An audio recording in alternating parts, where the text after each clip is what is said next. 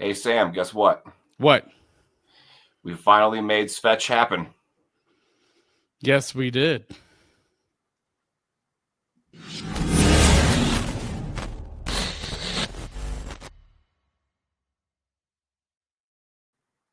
Yes, we definitely did make Svetch happen, Andrew. He has really turned it around these past two games, but the Vegas and the Islanders game.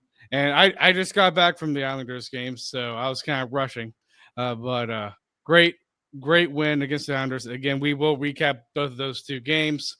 But Andrew, how are you doing? I'm doing good. It's a rainy, crappy night up here in New England, but hey, that's a fall time for us. How are you doing? I'm doing well. Since you said because you live in the Boston area, Yes. I just have to ask. The next game is against Boston at Boston. Are you hmm planning on going to that game or not? I will not be at that one, but I will be at the game on the 17th. I believe it is. Okay, all righty. I was just wondering because I know you're a Canes fan out in a dangerous country, Bear country. a bear country or whatever. Yeah. So a few things, as always, when it comes to podcast news, we always do that first. But we have a great partnership with SeatGeek. You get $20 off of your first purchase if you use promo code Caniac Reports. All one word. It is a great deal if you're trying to save money on some tickets, whether that's to a Canes game or to a comedy concert or whatever. And another thing too, for you Apple listeners, we have the Caniac Report Plus. It's just another way for you to listen to our episodes, but it is ad free. So you do not have to worry about listening to the ads at all. And also remember, if you are watching us on YouTube, please hit that like button, hit that subscribe button, and leave a comment and hit that notification bell so you never miss another episode.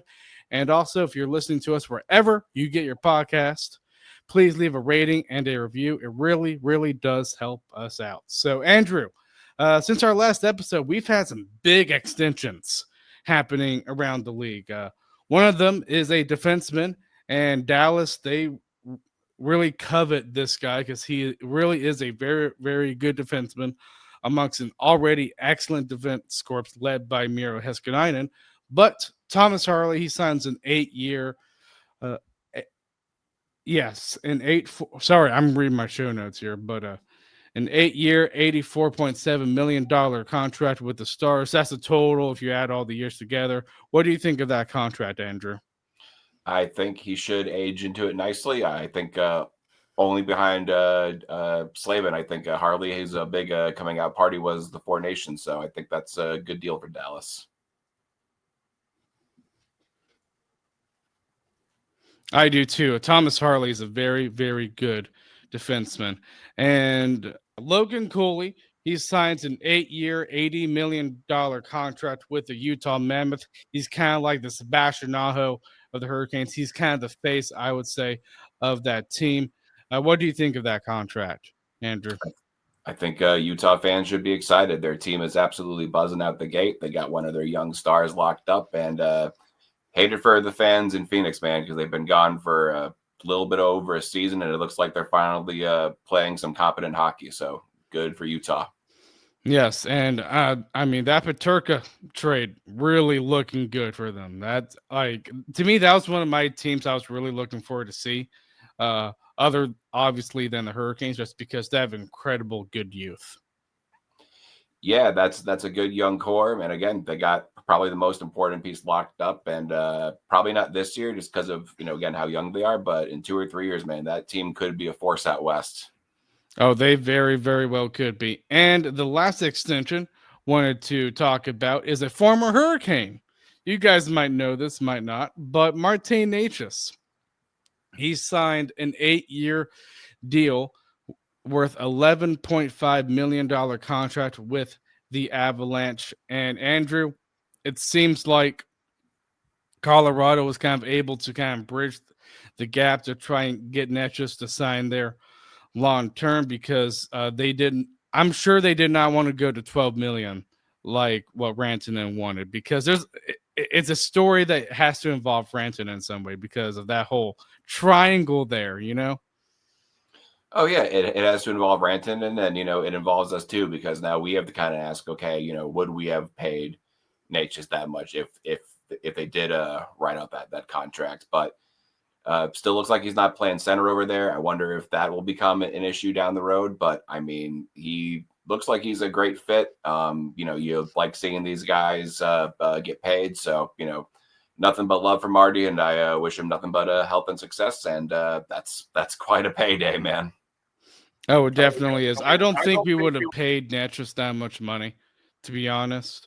It just seems like the style that Colorado implements is more suited for Natchez.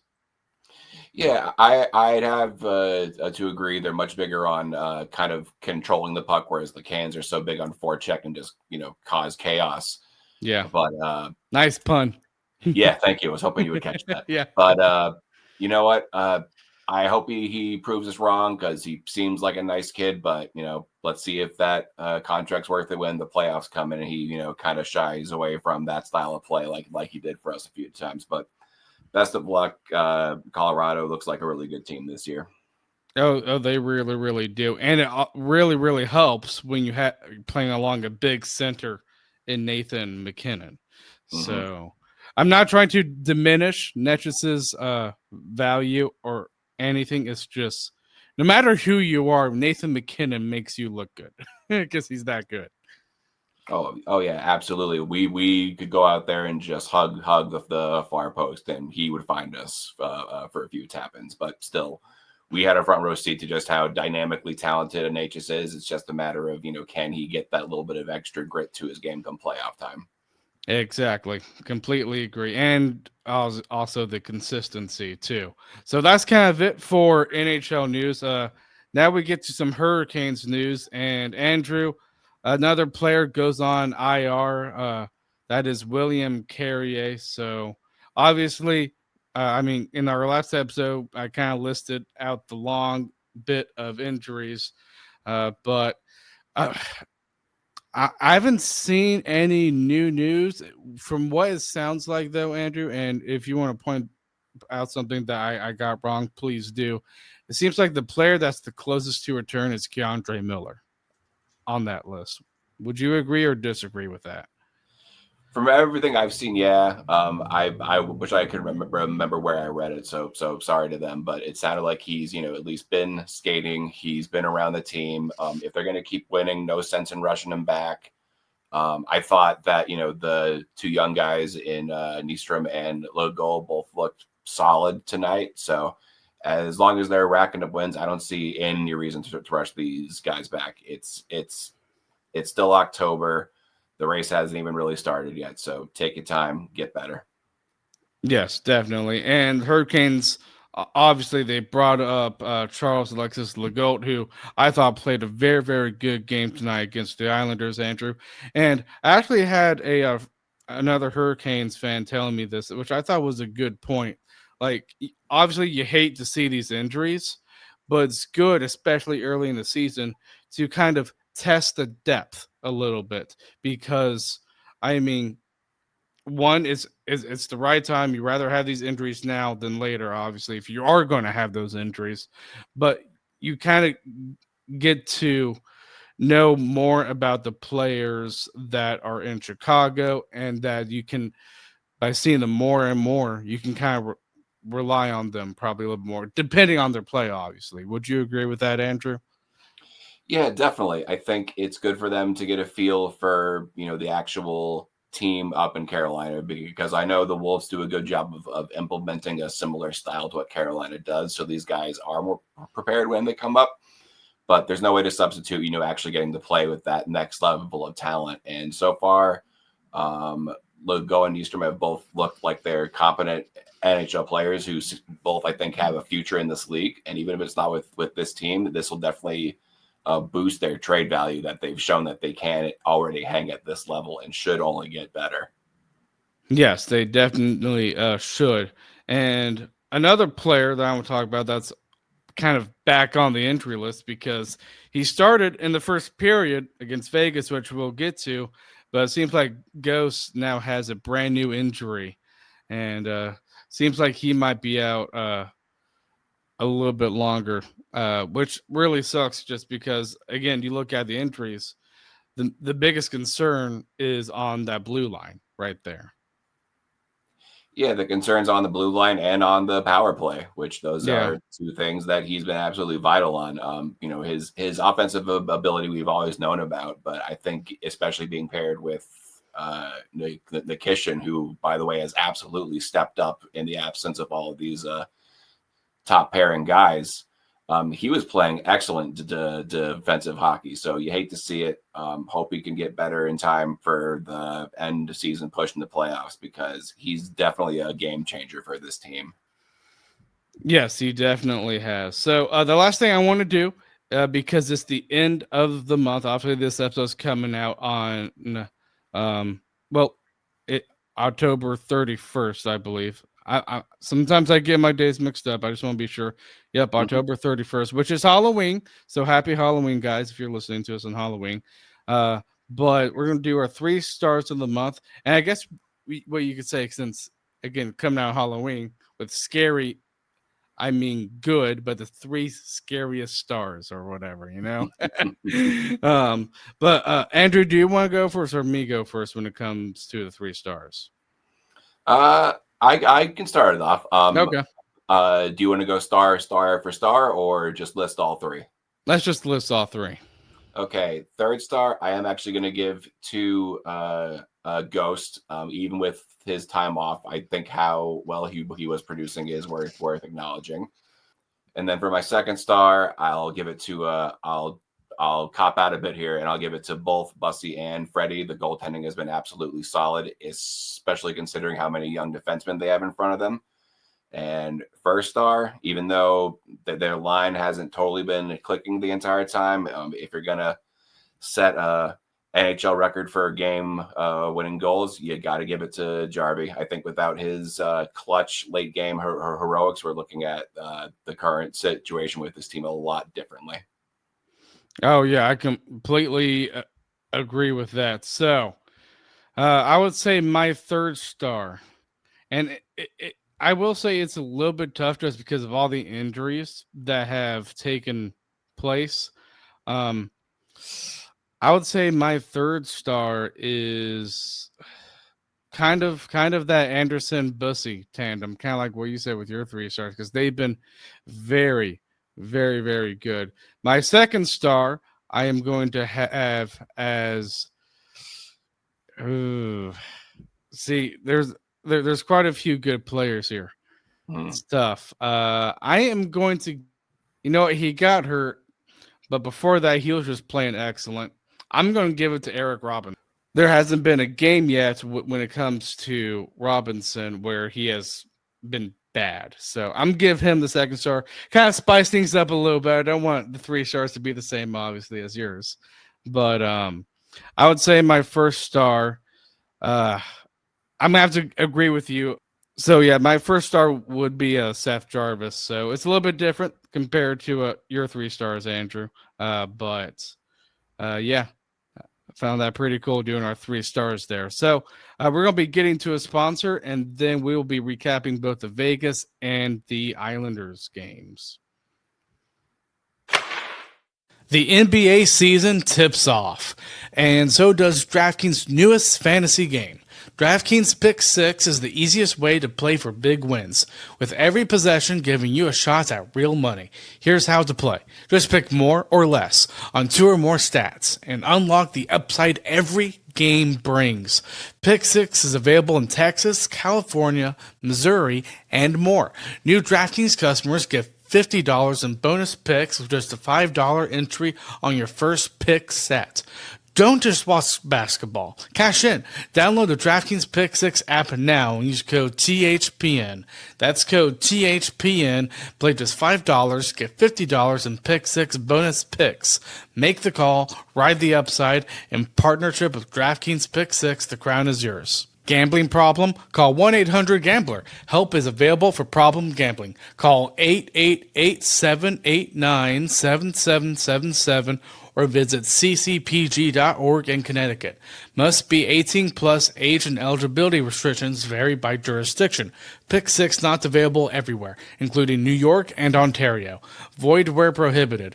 1 per customer. Bonus awarded as non-withdrawable. Pick 6 bonus picks that expire in 14 days. Limited time offer. See terms at pick6.draftkings.com/promos. Alrighty, so we'll get the bad one out of the way with the Vegas game here. So the Vegas game, obviously, first period. I mean, Canes go on their only power play of the period, or actually not just the period, but the entire game, Andrew. But you have Svechnikov scoring from Aho right off the faceoff dot. Andrew, I was so happy when Svechnikov scored. Like, what was your reaction to that? Relief. Yeah. Just relief followed by happiness, and I think no one was happier than Aho. His face when he got to him, that dude was so happy for a Svech, but clean face-off win, which they've been having trouble with, and just an absolute missile right off of it. So good on Svech. Based on how the next game went, hopefully just seeing that puck go in finally knock some things loose for him, and he got a couple of penalties later in the game too. So Svech is back. Yeah, he definitely is back. Don't worry, I'll have probably my little quip on the officials here. Sort of. But obviously Vegas, I mean, listen, this is a team that, I mean, I think after us seeing them twice, I'm so happy we don't have to play Vegas again. I really am happy about that. But you have Dorofeyev scoring this the first goal of the game for Vegas and the second goal. And honestly, I mean, when you look at those 2 goals, you have Dorofeyev. I mean, to me, that second goal, I think Anderson should have had because I think that was on the power play. The first goal, I some people say they don't like that goal either, from what I've heard, because it was a bit 5-0, which I could understand. But what are your thoughts on the 2 Dorofeyev goals? Neither would I say Freddie didn't have a chance at, but I wouldn't put them into the category of, you've got to have that. They were good goals, good shots, but Freddie on his A game does probably stop at least one of those. I would say probably the second goal, just because it seemed like he was way out of position on that second one. Yeah, which you don't really expect from Freddie. For all of his faults, he's usually very calm, cool, and at least in the crease where he needs to be. So that one was a bit surprising. But again, I think Freddie was not off because it's not like Vegas lit him up. But those are 2 goals that I think when he's really dialed in, that those aren't going in. Yes, I completely agree with that. Now, in the second period, thankfully, is Jordan Martinook scoring. And what I really liked about that goal, Andrew, is the fact that it was actually Jack Eichel who was kind of handling the puck right at the top of our defensive zone. And Martinook kind of being the player that he is, he's a pest. He obviously was able to get a breakaway out of Jack Eichel mishandling the puck there, and he scores a great goal for Martinook, Andrew. That to me, that's another guy that probably could have had a 3-star, be on the 3 stars of the month for me, because he's been playing so good. Yeah, he's the prototype for how this team wants to play. Him and Stahl, and that was very much a Brendan Moore Hurricane style goal, where it's defense leads to offense, and you love seeing Martinook get rewarded for it, because the guy gives 110% every single shift. So you love to see that for him. Yes, you do. And we actually got the lead in the third period, Andrew. You had Stankoven scoring from Trafield and Blake. And to me, I thought that was probably the prettiest goal of the night, just because Stankoven, he kind of did his little one-handedness pass back to himself there, sort of niftiness with the puck, and he just blasted through the Vegas goalie. What did you think of that? That was just a sick goal.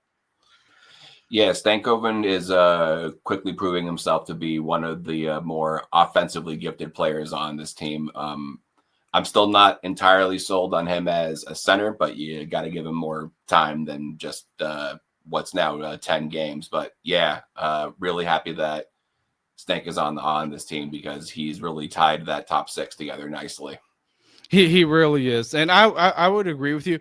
I know there are some fans that don't want him to be the second line center from what they've seen, but I do think I think you should at least give it like what I think 20 games is good. Like let's look at the first 20 games. Um, I think the only concern is probably maybe his face-off percentage. Mm. Other than that, like what I find great about Stankov and that we didn't really get from KK is that he's putting up the points of a second line center. Right, exactly. I think he belongs on that line. And I do think that to call it just to stop the experiment now would be a mistake.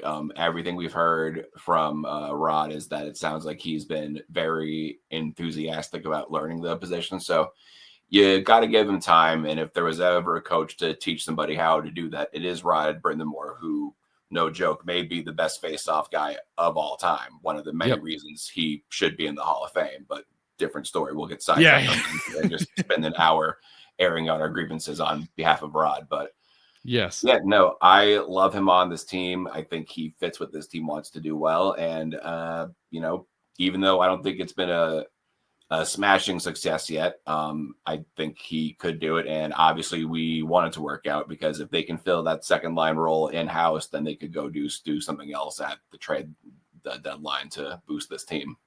Yes, they definitely could, and they have the cap space to do it, which is very, very great. Now, unfortunately, that was it when it came to goals for the Hurricanes there, Andrew, just because, yeah, Brett Howden scoring, then Eichel scoring 2 goals, and Thomas Hortel scoring the empty net. And I think that just showed, like,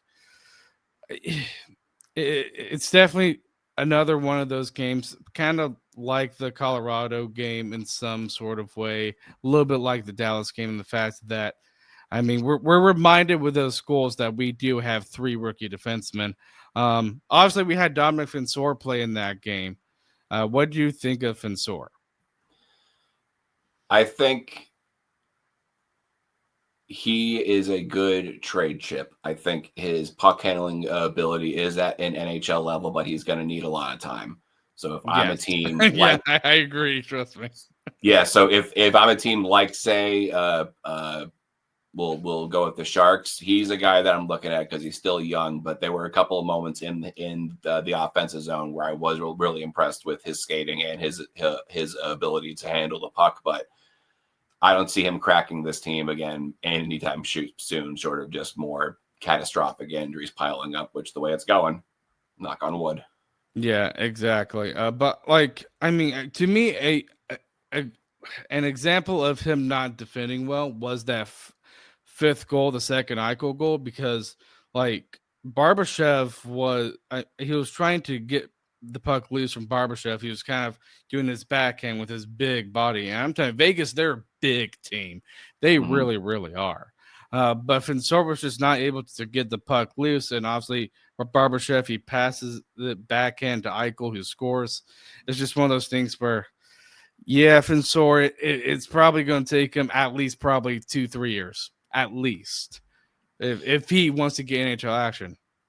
Yeah, and there is a chance, it feels weird to say this when we have guys like Stan Coburn producing the way that they are, but on defense, he might just be too small because when you go against those bigger power forwards, you do need to be able to muscle them off the puck on them to back check or at least bother them. But And I thought we Barbashev, saw that too in that yeah, game. so Barbashev just kind of shrugged him off, which I mean that's a monster of a forward, but I mean that's what you deal with in this league, and that's for Carolina that's been kind of the downfall. They've ran into Florida, who is just built like that from top to bottom, just mean, nasty players. So Yeah, I think he's got a lot of offensive upside, but as long as we got guys like Ghost, Miller, and Kishin, I don't see an avenue for him making the big club here.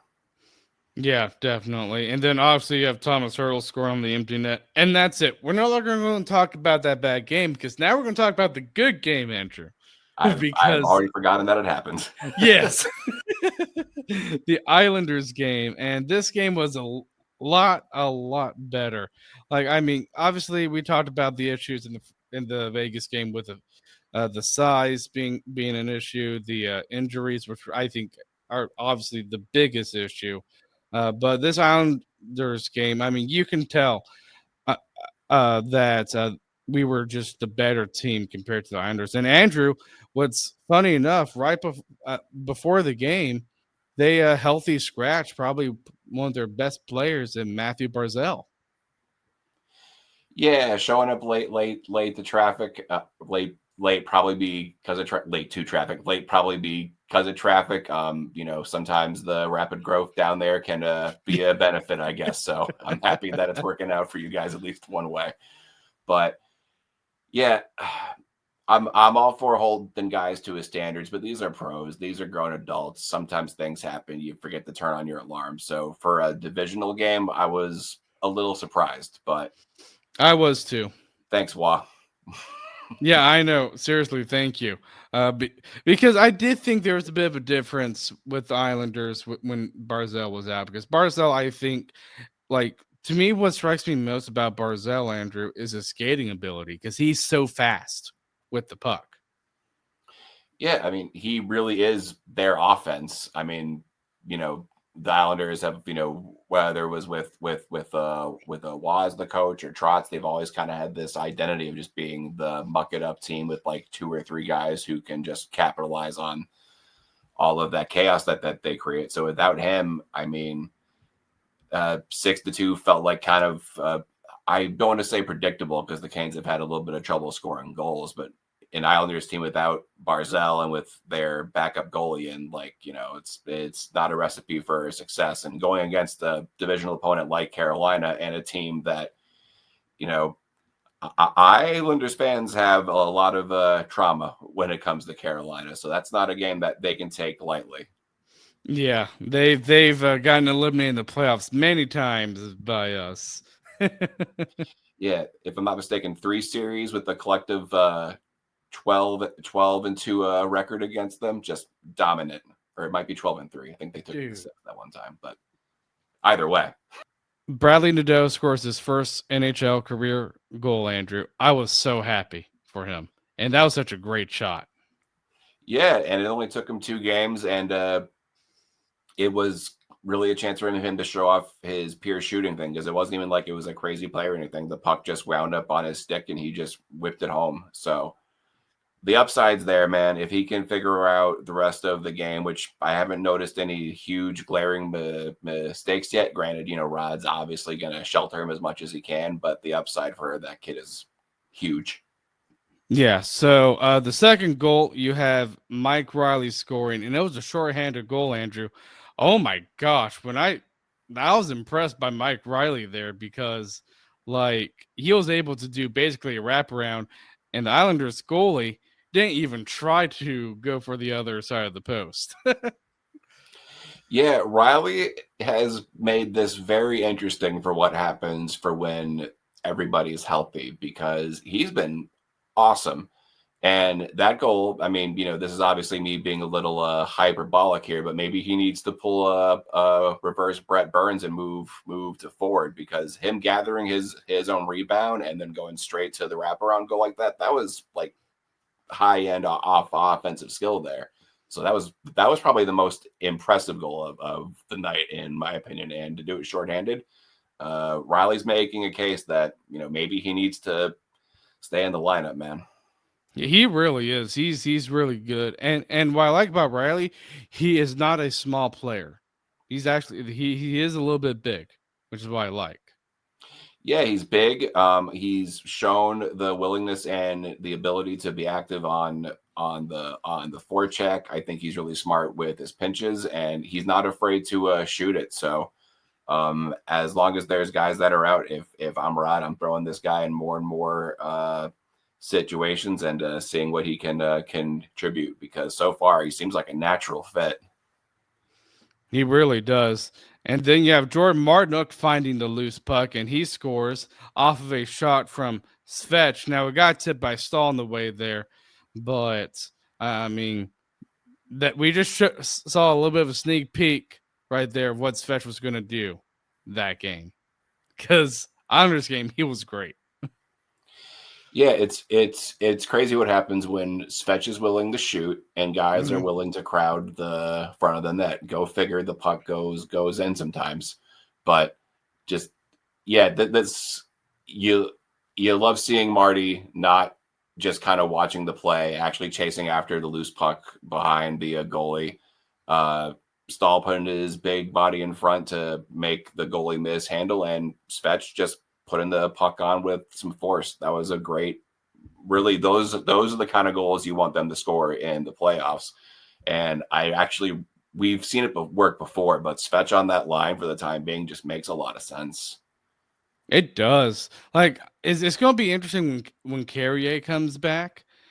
Now, obviously, things can change, and it seems like it's going to take some time, obviously, for Carrier to come back. So you just never know.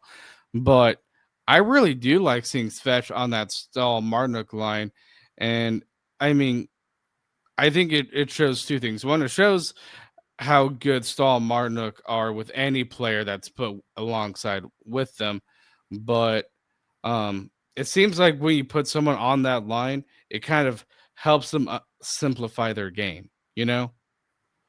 Yeah, they both lead by example, because we've seen this with Jarvis too. So maybe the plan just has to be, unless Carey is there, just because the three of them were just a wrecking ball together. Yeah. Whoever kind of needs to find their game the most out of Jarvis and Svetch, maybe that's their spot, and you just rotate them in and out of the top six, because I mean that line is still going to play a ton of minutes, and just because of how many turnovers and how good at puck retrievals Stahl and Martinook are, it's going to give offensive guys like that a chance to produce.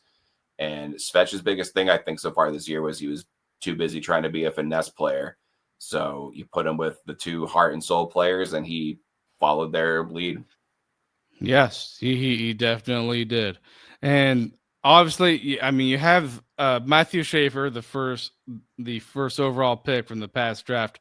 He scored, and obviously, I mean, it's not Anderson that's playing this game. You have Brandon Bussey, who again, he shows how good he is. Kachukov, please take your time because Bussey's playing just fantastic. Yeah, and it's funny that we mentioned PK, because he tried to do a couple of Kachekov-esque poke checks tonight and actually whiffed on it. But yeah, I thought he was aggressive in a very smart way. Was definitely making Snow Angels a little bit more than you would like. But Yeah. for a backup goalie, I think that he's been exactly what this team needs. And, the best you want the coach and the GM to make tough decisions with the roster, not based on how do we fix it, but on who gets to play. Gets in. Yeah. And I think that from both the forwards, the D, and in goaltending, they've been having that very good problem. Yes, they have. The one thing I might criticize Bussy on is his passing ability probably needs to be a little bit better. Just a little bit. Because I thought in this game, I could ease those passes. I think they could have easily gotten turnovers, to be honest, from Islanders standpoint, but unfortunately, it didn't cost a goal or anything. So it's not like something I'm like hugely worried on. It's just I just think he needs to make his passing. It needs to be a little bit better, I think. Yeah, I know. I remember one play. I forget who he was trying to go to, but he came out above the face-off circles, which was the right move, and he tried to feed it up to a demon and put it like 7-8 feet in front of him. Yeah, working on his passing and working on not assuming that there's a penalty and staying in net. Yes. In fact, what's funny, there was one time, I mean, we were in the offensive zone, but there was a broken stick right in front of him, and he just went out and separated the two sticks from one side to the other side. I'm like, dude, what are you doing? Shouldn't you be back in nets? Well, as a fellow space cadet, that is tugging on my heartstrings because I could totally see myself doing that. I was the kid in baseball who was making sand castles in the outfield in Little League, so I guess that's the pro hockey version of that. I guess it is. The intrusive thoughts kick in. You Yeah. just gotta fix it. Again, it's funny, but I'm just like, what are you doing at the same time? But second period, I thought was a bit of a snooze fest. I thought Andrew. We know the Islanders. Their forte is mainly defense, even though I thought their defense wasn't really shown that much tonight, other than maybe the second period. But it just seemed like it was just more cardio than anything because we didn't see any good chances. I thought in the second period. Yeah, this in general was kind of a sloppy game all around, which is funny because I feel like if you were to describe Carolina and the Islanders both playing their games at like the peak of what they're trying to do, then I don't think leaving that game being like, wow, that was a bit of a snooze fest would be wrong because they do want to play defensively sound hockey, but Yep. just a lot of dumping it in, chasing it, trying to make too pretty of plays happen. And yeah, second period was an absolute snore, but the third period made up for it big time. Yes, it did because it started with Jackson Blake scoring from a fantastic pass from Taylor Hall. And guess what? Brandon Bussey got an assist on that goal. So Can you you're believe telling me that? the goalies can score? Yes, they can. I'm not giving you the excuse, Bussy, if you're somehow listening to this, to just go out of your net and just try to score. But if you can get assists, I'm fine with that. Attaboy, Bussy. Attaboy. Yep, I was very happy to see that. And then you had Simon Holstrom scoring from a great pass from former Hurricane and Tony DeAngelo. So I will admit it was nice seeing Tony DeAngelo get a point, especially since Andrew at that point we kind of knew the Hurricanes were going to win just because. I mean, you're playing against the Islanders that are not known for their offense. I mean, you're up 3 goals. I mean, there really wasn't a threat of the Islanders tying it back like there was with the Colorado game. Yeah, feels like I'm saying this after each game. If there's a former Hurricane, they're gonna get on the score sheet. So Yeah. good on Tony. Good on Yep. Tony. Yep. Good on him. And then you have, to me, this is my favorite goal of the game. You have Svech coming up. With the pass from Nikishin, of course, and what's funny, the defenseman that was on Svech, that made him go to kind of the backhand, was Matthew Schaefer, and you can tell that was kind of a rookie thing from Schaefer, like he was showing like he's still rookie in the game. But man, Svech just coming in, just roofing the puck into the nets with such a power forward move, like Andrew. Like that's something that we want to see more of. Be that power forward that we know. Yeah, that play in particular, but really this whole game is kind of what you're looking for him to do. So I wonder what he did different today. Like, did he mix up how he did his pregame routine? Did he eat something different for breakfast? Like Yeah. this version of Svech is what we want. Obviously, like the whole team in general, but Svech as well. There were a couple things that needed to get cleaned up, but we've been talking about effort so far this season from him, which is something I never thought we'd have to say about him. But the last 2 games have been a breath of fresh air, and hopefully he can keep it going because if Svech can reach his potential, he Jarvis and Aho, when they're both clicking at their highest end, are absolutely enough to go on a deep run. Oh, they definitely can. And then just to add more salt to the wound against the Islanders, Andrew, you have Logan Stankoven scoring on a 2-on-1 chance with a pass from Ehlers. So at least Ehlers gets a point. The thing with Ehlers, like, I mean, I'm happy for Stankoven. He gets the goal. He gets 2 points of the night. But it seems like with Ehlers, Andrew, it's like, I mean, we know he can score because we saw it, how good he is, obviously, with Winnipeg. But it seems like it's kind of like what we talked about with Stankoven being the second line center. Seems like we just need to see more time of Ehlers getting accustomed to Carolina's system. I feel like that's just the best thing I can say.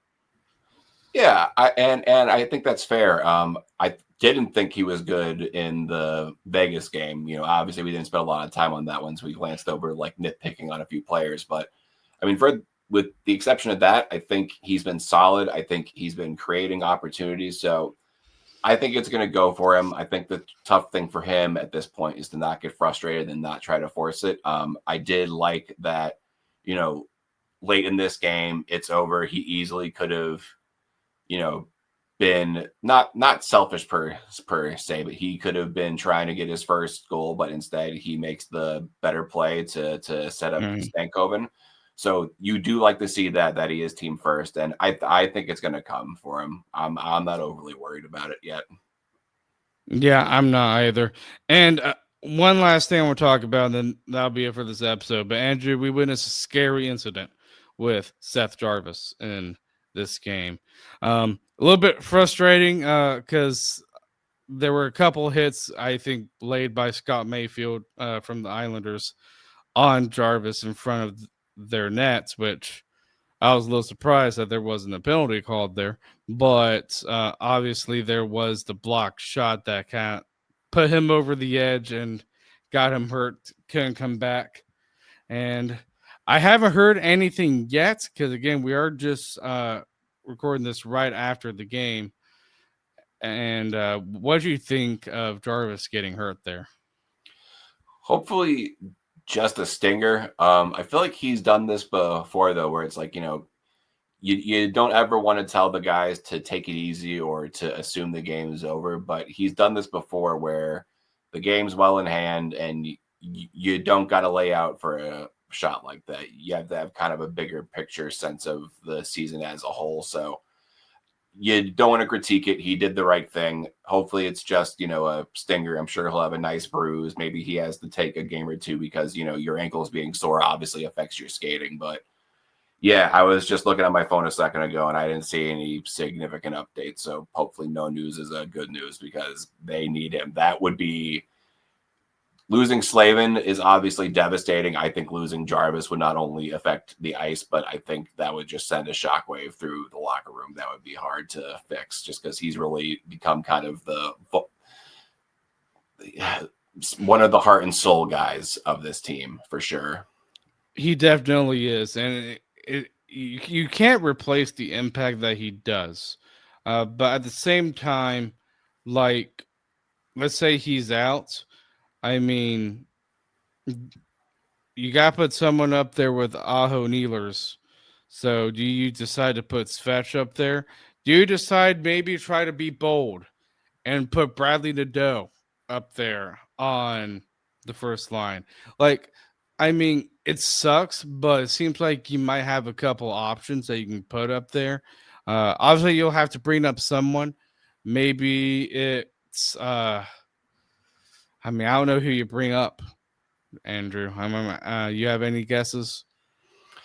I think Yaska, when he came up last year, was solid. Giovanni Smith had a solid preseason, but yeah, Giovanni Smith. Yep. Mm-hmm. But as far as who you put on that top line, for whatever reason, Svetch and Aho on a line just has never worked. They've had like little blips here and there, but obviously, those were the two marquee players in the team for a long time. So we've seen that. Do you try that again? Maybe, but if you got this pure shooter and two elite playmaking forwards like Aho and Nealers, who are definitely, pass first guys to a flaw, yeah, that might work really well. And it would be exciting to see. And with the way that this season started, man, all bets are off because everything that Rod seems to try is just working. Can you hear me, Andrew? Yes. Okay. All right. I'll be sure. Well, you know what? Great episode. And we will see you guys for Monday. Thanks, y'all.